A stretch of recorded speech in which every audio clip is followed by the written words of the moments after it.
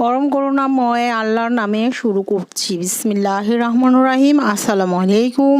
Welcome to my Fatema's cooking school. আমার এই রান্নাগুলো যদি ভালো লেগে থাকে লাইক, শেয়ার এবং সাবস্ক্রাইব করবেন। পাশে থাকা বেল আইকনটি বাজিয়ে যাবেন যেন আমার রান্নাটি সবার আগে আপনার কাছে চলে যায়। আমি এখানে ঘি করার জন্য সর দিয়ে ঠান্ডা পানি দিয়ে বিট করে নিচ্ছি। এই তো দেখুন বাটার উঠে এসেছে। এই বাটারটা এখান থেকে উঠিয়ে আমি একটি ফ্রাই প্যানে দিয়ে দিব, দিয়ে চুলাতে দিয়ে দেব। চুলায় আস্তে আস্তে যখন বাটারটি পুড়ে যাবে, পুড়ে গেলেই ঘি হয়ে যাবে। আর পোড়া অংশগুলো ফেলে দিয়ে ছেঁকে ঘিটি নিয়ে নিতে হবে। এই তো আমি দেখতে পাচ্ছেন বাটার ফ্রাই প্যানে নিয়ে নিয়েছি। আমার অনেকগুলো ঘি ঘরে আছে, তাই আমি আজ বেশি ঘি ওঠাবো না। এই তো দেখতে পাচ্ছেন আমি খুব ভালোভাবে বাটারগুলো নিয়ে নিচ্ছি এবং বাটার করার সময় যে সর দিয়ে এবং ঠান্ডা পানি দিয়ে আমি করেছি। এখন আমার বাটার পুরোটা উঠানো হয়ে গেছে। এখন যে অংশটা আছে সেটা হচ্ছে বাটার মিল্ক। আর এই বাটার মিল্ক আপনারা মুরগি ফ্রাইতে, মাংস ভুনাতে অথবা বিরিয়ানি করার সময় মাংস ভুনাতে দিতে পারেন। খুবই মজা এবং সুস্বাদু। এই বাটার ক্রিমটা কিন্তু আমরা ডিপার্টমেন্ট স্টোর থেকে কিনে নিয়ে আসি, অথবা আমি বাটার বা ঘি করেছি বলে আমার বাটার মিল্কটা হয়েছে।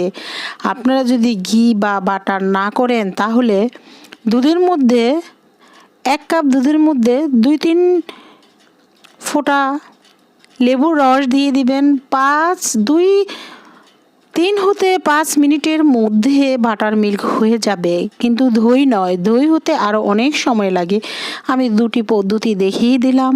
আবারও বলছি, ঘি এবং বাটার উঠানোর পরে যে মিল্কটি থাকবে হাত দিয়ে নিচে দেখবেন একদম গুড়ি গুড়ি ফাঁকির মতো, এটাই বাটার মিল্ক। অতএব 2 পদ্ধতিতে দেখিয়ে দিলাম। ঘি এবং বাটার করার সময় যে দুধটু বেঁচে যাবে ওটাই বাটার মিল্ক। অথবা আপনি যদি না করতে পারেন তাহলে লেবু দিয়ে করে নেবেন। এটা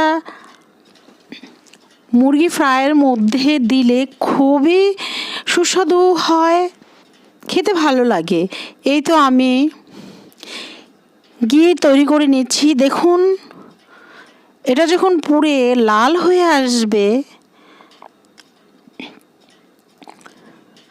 তখন বোঝা যাবে যে আমার ঘিটি সম্পূর্ণ তৈরি হয়ে গেছে। আপনারা চাইলে কিন্তু বাজার থেকে যদি বাটার কিনে এনে ফ্রাই প্যানের মধ্যে দিয়ে চুলায় দিয়ে দেন তাহলে কিন্তু ওই বাটারটি চুলায় গরম করে ভালোভাবে নেড়ে চেড়ে নিলে ওই বাটারটি কিন্তু ঘি হয়ে যাবে। একই পদ্ধতিতে বাটারটি যখন লালচে হয়ে আসবে তখন ঘিটি সংগ্রহ করতে হবে। দেখুন আমার বাটারটা আমি ফ্রাই প্যানে গরম করেছি বেশ কিছুক্ষণ, এখন লাল হয়ে আছে। আমি এখন এটা ছেঁকে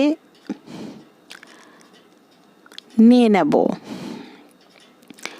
এই তো কারণ বাটারটি পুড়ে কিন্তু লাল হয়ে গেছে, তাহলে যদি আমি ছেঁকে না নেই তবে লাল পোড়া অংশগুলো আমার এই ঘিয়ের পাত্রে চলে আসবে। তাহলে অবশ্যই আপনারা ছেঁকে নেবেন।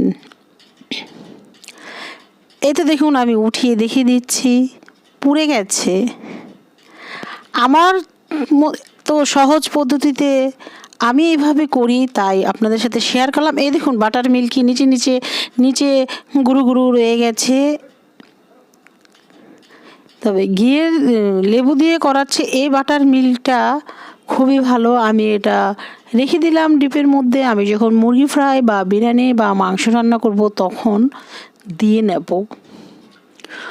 অথবা মাংস গ্রিল, মুরগি গ্রিল, গরুর মাংস গ্রিল এগুলোতেও দিতে পারেন। আমার একের মাঝে দুই বাটার মিল্ক ও ঘি তৈরি হয়ে গেল একদম সহজ পদ্ধতিতে। আমি সবসময় এই দুটি কিভাবে তৈরি করি আপনাদের সাথে শেয়ার করলাম। এক্সট্রাভাবে আপনাকে বাটার মিল্ক তৈরি করতে হলো না। আসসালামু আলাইকুম, সবাই ভালো থাকবেন।